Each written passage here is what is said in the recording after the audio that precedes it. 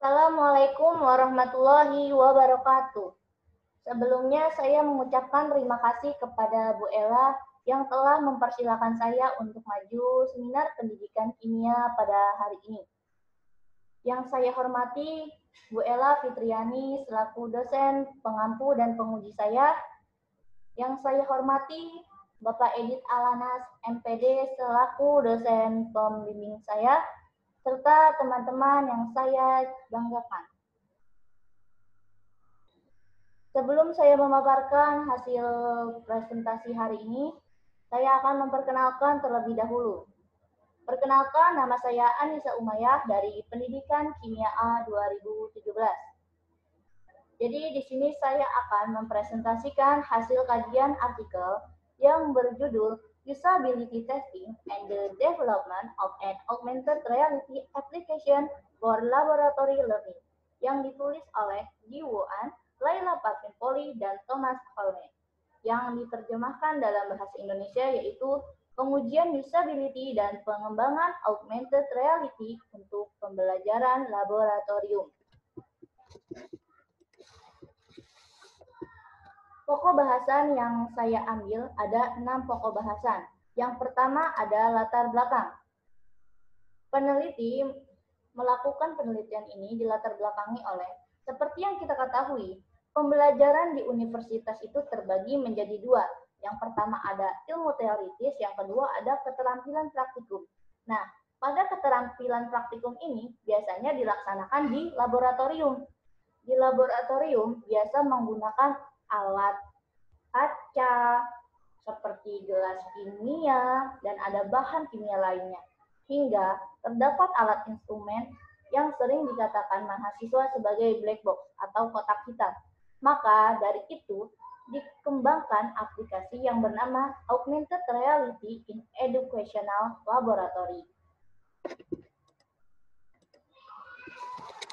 Selanjutnya ada rumusan masalah. Rumusan masalah di sini terdapat dua. Yang pertama, apakah pengaruh positif penggunaan aplikasi Ariel terhadap sikap mahasiswa pada pembelajaran di laboratorium?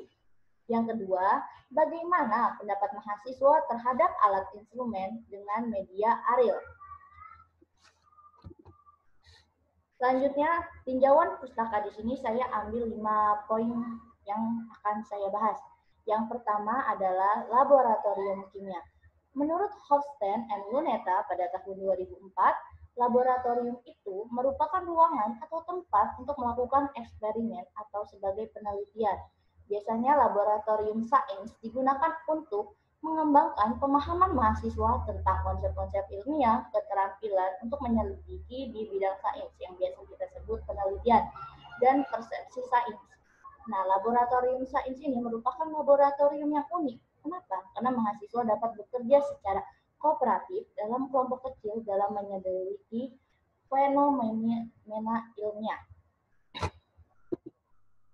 Kemudian ada media pembelajaran. Media pembelajaran yang kita ketahui salah satu aspek yang penting dalam proses pembelajaran. Media pembelajaran ini merupakan sarana dalam memahami materi atau petunjuk pembelajaran yang diberikan. Nah, menurut Depdiknas 2003, media berasal dari bahasa Latin, yaitu bentuk jamak dari kata medium, yang secara harfiah artinya perantara atau pengantar. Nah, secara umum, media pembelajaran adalah segala sesuatu yang dapat menyalurkan informasi dari sumber informasi kepada penerima informasi. Nah, proses belajar mengajar ini menjadi tepat atau efisien atau efektif karena media pembelajaran yang digunakan tepat. Nah, pada penelitian ini, media pembelajaran yang digunakan adalah augmented reality. Augmented reality merupakan salah satu perkembangan teknologi yang saat ini sedang pesat-pesatnya, yang sedang gencar dikembangkan. Nah, menurut Azuma, augmented reality adalah teknologi yang menggabungkan antara dunia maya dengan dunia nyata dalam waktu secara nyata atau bersamaan dibuat oleh komputer. Nah, objek dunia maya ini digabungkan dengan lingkungan yang sebenarnya. Teknologi augmented reality itu bisa berupa teks, video, animasi, dan lain-lainnya. Kemudian ada yang namanya pH meter. Seperti yang kita ketahui adalah pH meter adalah alat yang digunakan mengukur tingkat keasaman atau kebasahan yang terkandung pada suatu zat. Sedangkan konduktometer adalah parameter yang digunakan paling umum untuk memantau kemurnian ioni keseluruhan air dan parameter utama yang dipertimbangkan untuk menentukan dan memberi tingkatan nilai air murni. Selanjutnya,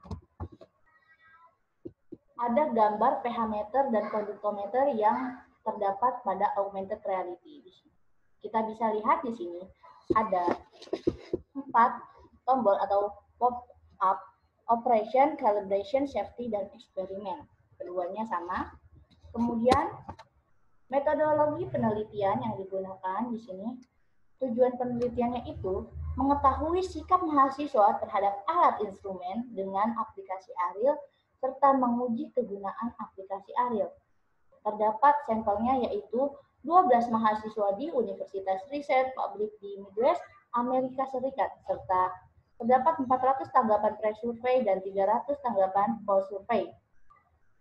Pendekatan ini dilakukan secara mixed method atau campuran, yaitu dengan cara diskusi serta menguji kegunaan aplikasi Ariel dengan alat ukur sistem usability scale dan attitude toward subject chemistry inventory. Waktu penelitian yang digunakan ada 2 tahap, yaitu fase 1-nya diberikan waktu 50 menit per sesi, sedangkan fase 2 diberikan waktu selama 6 minggu. Kemudian ada prosedur penelitiannya, terdapat menjadi 2 tahap atau 2 fase. Fase yang pertama yaitu focus group study. Dalam tahap pertama ini terdiri dari 12 mahasiswa, kemudian dibagi menjadi 2, yaitu 6 orang satu kelompok dan 6 orang lagi satu kelompok. Kemudian dilakukan diskusi untuk menanyakan pre-app dan post-app-nya setelah menggunakan augmented reality. Kemudian diukur dengan sistem usability scale. Kemudian ada fase kedua atau tahap kedua yaitu implementation class.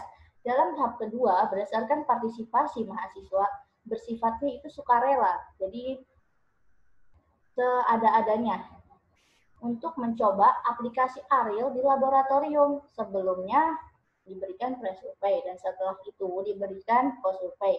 Kemudian diukur dengan ASCII, yaitu Attitude Toward Subject Chemistry Inventory.